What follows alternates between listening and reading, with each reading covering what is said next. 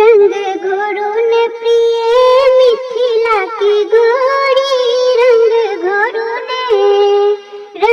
घोरुन प्रिय मिथिला की गोरी, रंग घोरुन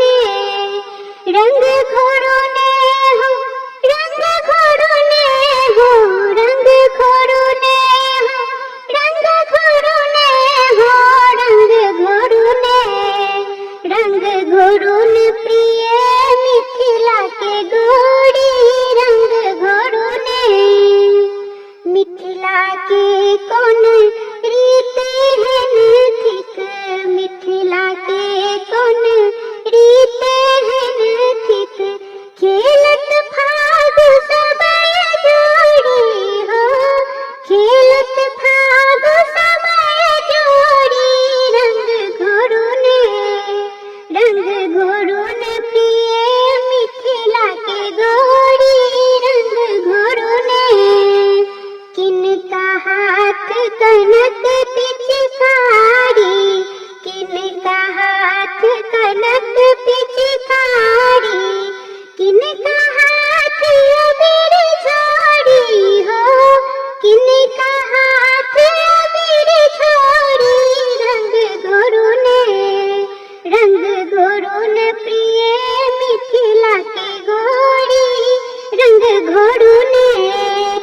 राम जी के हाथ कनक पिचकारी, राम जी के हाथ कनक पिचकारी, सखियन हाथ अबीर छोड़ी हो, सखियन हाथ अबीर छोड़ी, रंग घोरुन प्रिय मिथिला की गोरी, रंग घोरुन। खेलत फाग रंग रस मातल, खेलत फाग रंग रस मातल, मिलत गले की कटोली हो, मिलत गले की कटोली, रंग घोरुन प्रिय मिथिला की गोरी, रंग घोरुन प्रिय मिथिला की गोरी, रंग घोरुन। खेले मसाने में होली दिगंबर, खेले मसाने में होली हो, खेले मसाने में होली दिगंबर, खेले मसाने में होली हो।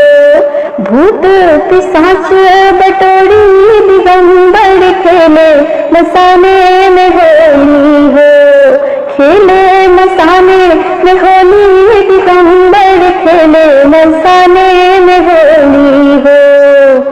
लख सुंदर फागुनी छटा को मन से रंग गुलाल हटा दो, लख सुंदर फागुनी छटा को मन से रंग गुलाल हटा दो। चिता भस्म भर झोली, चिता भस्म भर झोली, दिगंबर खेले मसाने में होली हो, खेले मसाने में होली दिगंबर, खेले मसाने में होली हो। गोप न गोपी श्याम न राधा, ना कोई रोक न कोनो बाधा, गोप न गोपी श्याम न राधा, ना कोई रोक न कोनो बाधा। ना सजन ना गोरी, ना सजन ना गोरी, दिगंबर खेले मसाने में होली हो, खेले मसाने में होली दिगंबर, खेले मसाने में होली हो। नाचत गावत डमरू धारी, छोड़े सर्प गड़ल पिचकारी, नाचत गावत डमरू धारी, छोड़े सर्प गड़ल पिचकारी। पीके प्रेत धपोड़ी, पीके प्रेत धपोड़ी, दिगंबर खेले मसाने